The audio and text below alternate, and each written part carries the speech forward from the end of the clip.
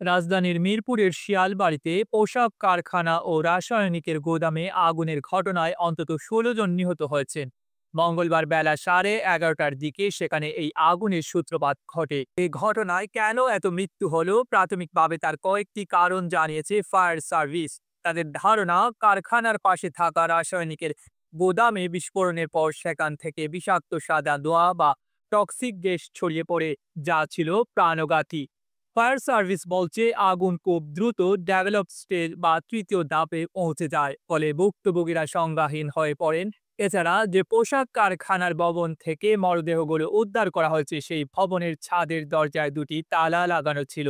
এর ফলে কারখানার শ্রমিকরা কেউ ওপরে উঠতে পারেননি। এছাড়া পোশাক কারখানার ভবন ও রাসায়নিকের গোদাম কোনোটিরই অগ্নি নিরাপত্তা সনদ ছিল না বলে প্রাথমিকভাবে জানা গেছে।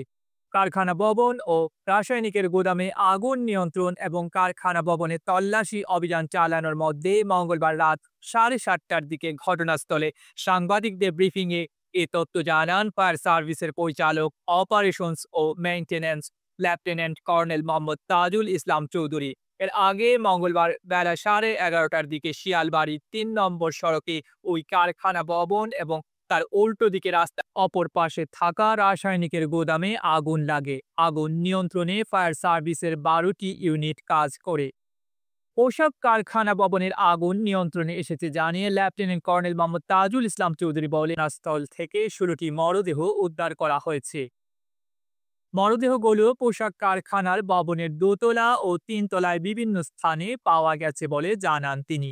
মরদেহগুলোর অবস্থা এমন যে সেগুলো ডিএনএ টেস্ট ছাড়া শনাক্ত করা সম্ভব নয়।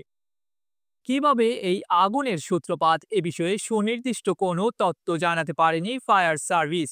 এর আগে বিকেলে সাংবাদিকদের প্রশ্নের জবাবে মোহাম্মদ তাজুল ইসলাম বলেছিলেন, যারা শুরুতে আগুন নেভাতে এসেছেন তারা রাসায়নিকের গোদাম ও পোশাক কারখানার দুই দিকেই আগুন দেখেছেন।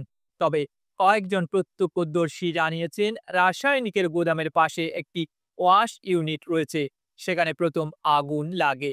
সেই আগুন পাশের রাসায়নিকের গোদামে ছড়িয়ে পড়লে সেখানে বিকট শব্দে বিস্ফোরণ ঘটে। এরপর আগুন পোশাক কারখানার ওই 5 তলা ভবনে ছড়িয়ে পড়ে। ডেস্ক রিপোর্ট, আধুনিক কাগজ।